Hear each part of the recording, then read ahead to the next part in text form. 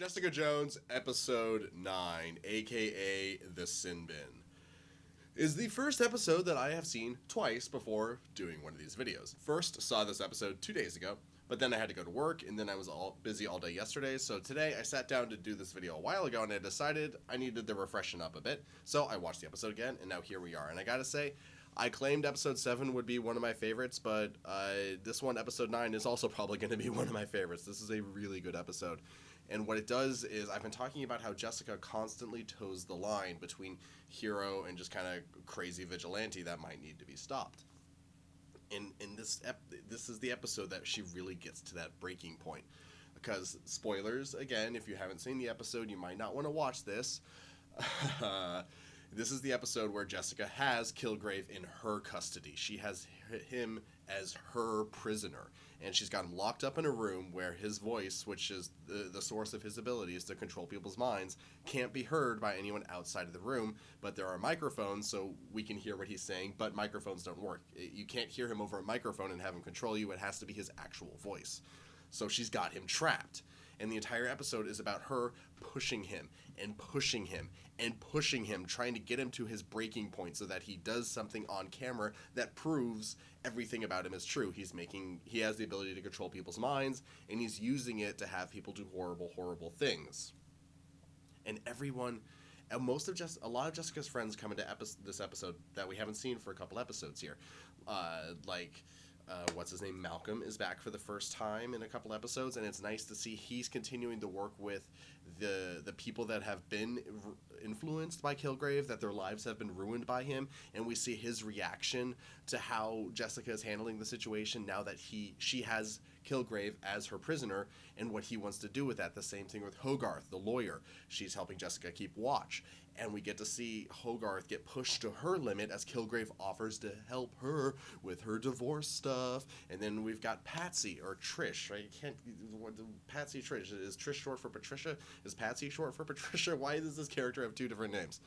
Anyway, Patsy, Trisha, is there, and she's also helping keep watch, but her boyfriend wants her to kill Kilgrave, and so she's constantly on the verge of, should I do it, or should I let Jessica do her plan? And all of this is against a ticking time bomb, which is a client of Jessica's going to jail for life for committing a murder under Kilgrave's control. So this is another very tense, very nail-biting episode. As each scene, you're wondering, like, where's this going to go? How far is Jessica going to take this? What is she willing to do? What is she willing not to do? How much can Kilgrave endure? How much can he truly take before he gets to his breaking point and he just murders everybody? And in order to get Kilgrave to that point, Jessica goes and finds Kilgrave's parents, and we learn that not only is Kilgrave, he was born with some childhood disease that was killing him or just degenerating his mind so he'd be brain dead, and his parents were experimenting on him to find a cure for that.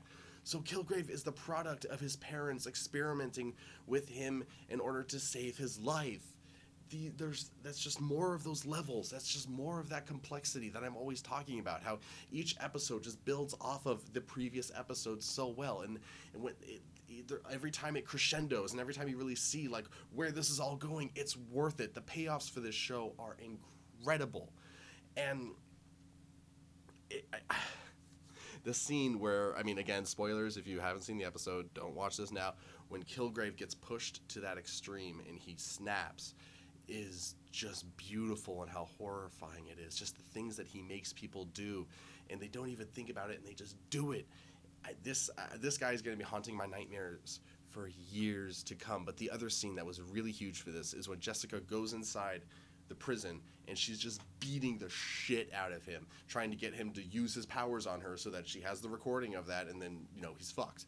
But he doesn't break, and Jessica breaks even more as she's hurting him. All the pain, all the misery, all the sorrow that she's been put through because of Kilgrave, all the things that Kilgrave made her do, they start coming out, and we really see that while Jessica is, supposedly doing this to help this girl that's in prison and to stop a killer, it's also really personal for her. She was wounded by this man. He took things from her. He took her innocence. He warped her and made her this dark thing that she kind of sees her as right now. And it's incredible because it ties into all these other metaphors that I'm always talking about abusive boyfriends and love for the wrong reasons and marital spousal abuse and all these things.